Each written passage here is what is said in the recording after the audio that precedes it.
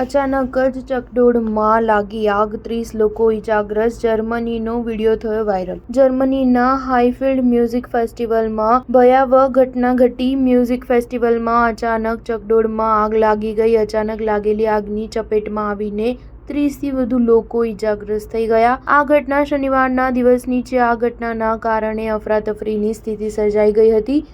આગ લાગી ત્યારે ઘણા લોકો ચકડોળમાં પહેલેથી જ હાજર હતા. વિડીયોમાં તે પળને પણ બતાવવામાં આવી જ્યારે અચાનક કેરિએજમાં આગ લાગી જાય છે. નીચે હાજર લોકો પણ ઊભા થઈને ચકડોળને જોવા લાગે છે. વિડીયોની સાથે કેપ્શનમાં લખ્યું છે, પૂર્વ જર્મનીમાં એક મ્યુઝિક ફેસ્ટિવલમાં ચકડોળમાં આગ લાગવાથી ઘણા લોકો ઇજાગ્રસ્ત થયા છે. 18 લોકોને હોસ્પિટલ લઈ જવાયા. સ્થાનિક પોલીસના જણાવ્યા અનુસાર 4 લોકો આગમાં જીવતા ભૂંજાયા જ્યારે એક વ્યક્તિ પડીને ઇજાગ્રસ્ત થઈ ગઈ. આગ લાગવાના કારણોની હજુ તપાસ કરવામાં આવી રહી છે. સ્ટાર ન્યૂઝ 7 હંમેશા સચ્ચાઈની સાથે.